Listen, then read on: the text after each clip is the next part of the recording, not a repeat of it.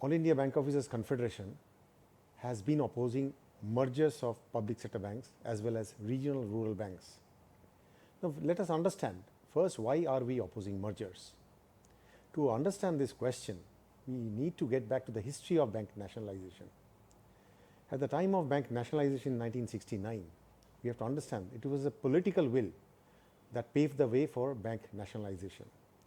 At that point of time, there were only about 8,262 bank branches of public sector banks. Now, after nationalization, the number of branches rose to almost 60,000 in 1991, and we have about over 1,40,000 bank branches as of now. Now, what was the situation like in 1969, pre-1969? The credit outflow to the rural sector was negligible, but it changed rapidly with the advent of bank nationalization, which was only made possible due to the presence of public sector banks throughout the nooks and corners of the country. But there was a shift in the stand of the government, which successively came to power after 1991. Somehow the progress of the public sector banks, especially in the rural and semi-urban areas, started to dwindle. As of now, there are almost 26% branches which cater to the purely rural and semi-urban households. Now, after the merger, what will happen is that the presence of these banks in the rural and semi-urban areas will come down, and the people will be forced to borrow from the money lenders which were existing prior to nationalization. And these money lenders will be in a new avatar. It will be not the money lenders that existed pre-1969. They will be in the form of NBFCs, fintech companies, even some of the private banks, which would like to exploit the situation so that they can ultimately, they would be gaining at the interest of the common man.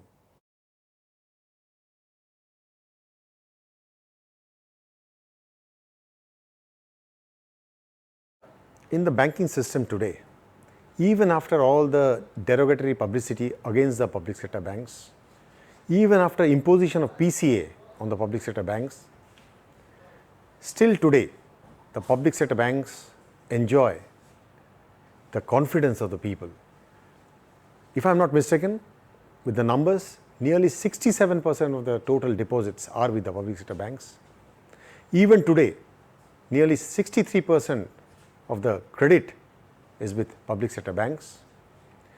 65% of the bank branches in the country belong to the public sector banks, and if you add 16% of the bank branches of the RRBs, the number is over 80%.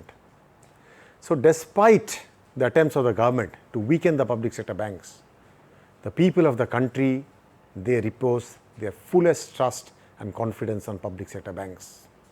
And this is what the government does not like. They want to hand over the entire banking system to the corporates who are trying to make inroads into the banking system. They are waiting in the wings, and we cannot let that happen. As a conscious trade union, All India Bank Officers Confederation, which is the dominant force in the banking industry today, we urge upon all our stakeholders to join our fight, to hold the flag of the public sector banks high, because our livelihood, our survival, the progress of the nation depends on the public sector banks, the lifeline of the nation.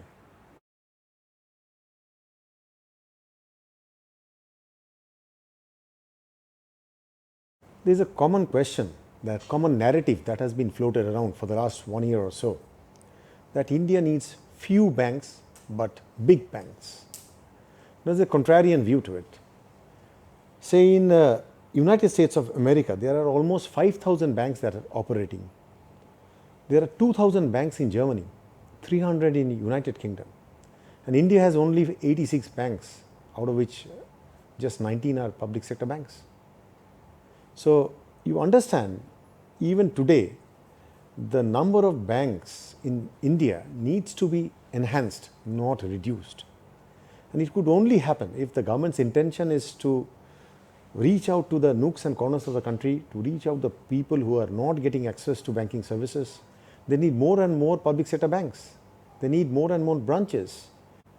What we need today is not big banks, we need good banks. Why did India survive the 2008 financial crisis? Because the public sector banks practically did not have any external assets. They had zero toxic assets. One particular private bank had external assets. They had taken a hit.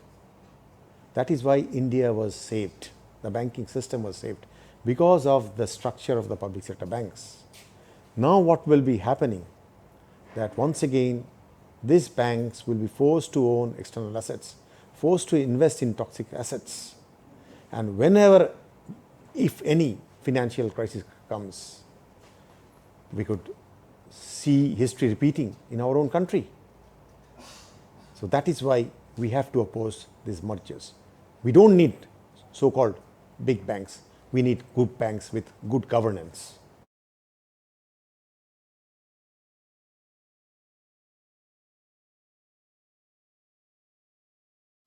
It's a common argument, common narrative that has been floated. Suppose in one building there are 7 public sector bank branches operating. What is the need to have their presence in that building? Now our response is that we need to have more number of branches, because each branch is catering to a niche section of the society. Each bank has its own clientele. Each bank has its own identity. And the customers also, they are also a part of the bank. The bank is a big family. It does not mean that only employees and officers form the bank. Banks, all the stakeholders include the citizens of the country, the common people of the country, the customers of the country. Now, there's a misnomer going. Who owns the public sector banks? Our question is that our reply to this question is, it is the state who owns the bank. The government is merely an executive arm of the state. The government does not own the bank. The banks belong to the national resources, and people have a right over the national resources. A government cannot dictate that from tomorrow there will be less number of public sector banks. It is a property of the people. It is a resource of the people. It is a national resource. So we have to protest that. And for that protest, we have to build a consciousness amongst people that if the public sector banks are not there, what would be a possible fallout? The first and foremost is the interest rates will be going up. The service charges will be going up for the common people. They will have to pay more for the bank services. That is already happening in some parts of the country, where some of the banks are charging exorbitant rates of interest. The payment banks are catering to a certain section. The fintech companies, they are all going to cater to the common people of the country, the poor, agriculturists, the self-help groups, the women, the students, the small businessmen, the small MSMEs, that they will be forced to borrow at a higher rate. The government is bringing the interest rates down. It is affecting the interests of the common people, the senior citizens who are totally dependent on the banks for their livelihood. They have no other means to generate income. Now, who is getting the lion's share of the credit? That we have to ask. Is the reduction of the rate of interest going to really benefit the common people, or to the corporates who are enjoying substantial funds from the banks? Now, if you analyze the growth of capital formation of the past few years vis-a-vis the rise of NPA, you will find that gross capital formation is coming down while gross NPA is going up. What does that signify? It means that the corporates are looting the public sector banks. What is happening in the name of haircuts? The top corporates who are defaulters, their assets are being sold at a pittance. Say an exposure of 600 crore is being sold out at merely 40 or 45 crore. So somebody is buying those assets at a throwaway price. So it's a win-win situation for the corporates. On one hand, those corporates who were the borrowers, they are declaring themselves the defaulters, and they do not have to pay the bank's dues. So whatever they have, their assets are found to be, they are being purchased almost at a throwaway price by another corporate. So it's a win-win situation. Who is losing out? The people of the country are losing out because the national resources of the banks are being looted. So we have to resist that. We have to build this consciousness amongst our people that it is a united fight against the policies of our government. We are not fighting the policies of any particular party.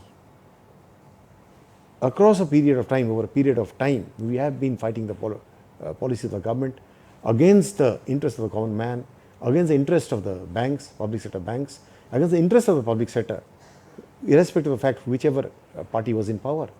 So our fight is against the policies. We are a non-political organization. We are proud to be. We are fiercely proud that we are a non-political organization, and our interest to serve the interest of the common man, for which it is our appeal to the common man, join our fight. This is not only the fight of the bank employees alone.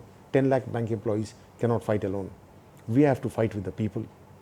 Everybody has to come together to oppose this draconian, retrograde decision of privatizing the public sector banks. This is only a precursor. This amalgamation is a precursor. Ultimate aim of the government is to hand over the public sector banks to the owners which owned them before 1969.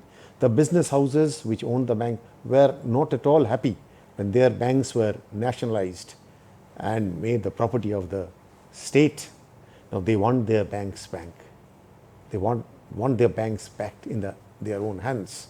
So that is why this is the narrative that we have to tell the people, that look, the business houses which own the banks, they are wanting it back. And whatever policies the government is floating, whatever narrative that is being floated around, it is actually for the corporates who are waiting in the wings to grab the public sector banks from the public. From the public means from the common man of the country who actually are the owners of the public sector banks.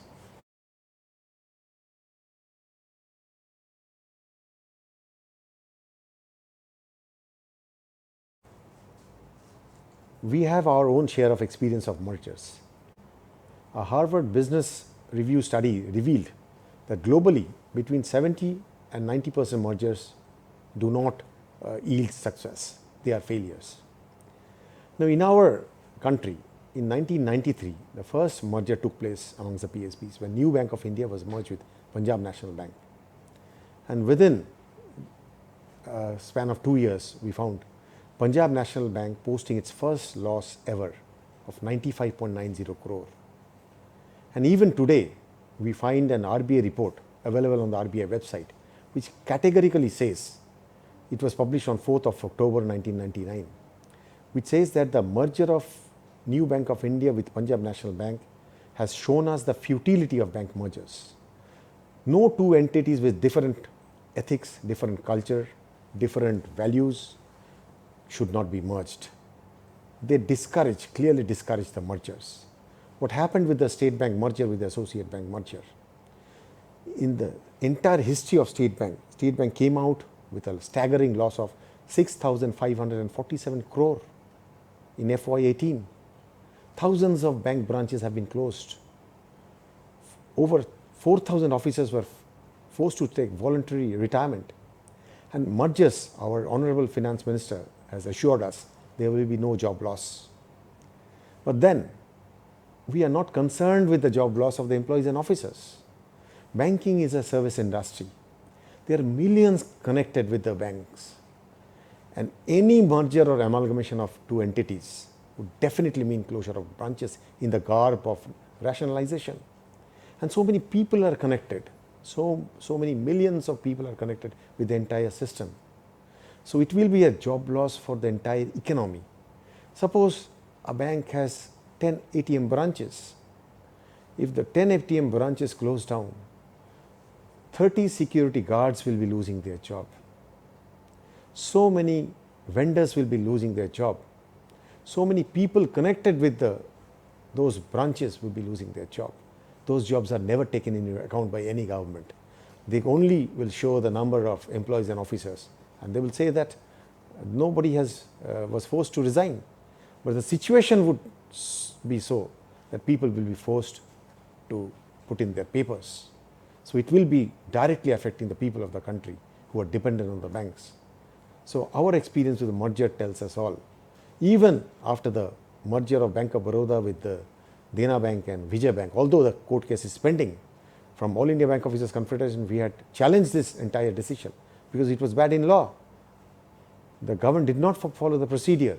The correct procedure is The two bank boards should meet independently and should take decisions. What we saw on September of 17, 2018 was repeated on 30th of August 2019 when the finance minister came out with a proposal of mergers. And this time they have been different. They say that no, this is a proposal which the bank's boards will have to take a decision. Already two banks boards have met. The board of Punjab National Bank have met. Union Bank board, they have met. They have endorsed the decision of the government. It's a mockery to the independence of the bank's boards. That is what we had questioned. The same boards are not giving us mandate for the salary revision. They say that is the decision of the boards. And here we find that as soon as the Honorable Finance Minister announces a decision, the bank's board go overboard to endorse it. Similar board meetings are being staged, will be staged in a couple of weeks. We have written to each and every board member of all the 10 banks that are being involved in this entire so-called amalgamation process to ask their conscience whether it is good for the nation or whether they are merely surrendering to the diktat imposed upon by the government. That is the question we have posed. And once again, through this communication, we are once again appealing to the conscience of the board members. In posterity, the board members will be deemed as traitors to the cause of nation. Nothing short of that. They are acting only for their self-interest. We know the positions of MDs of 4 banks are lying vacant. And people have aspirations.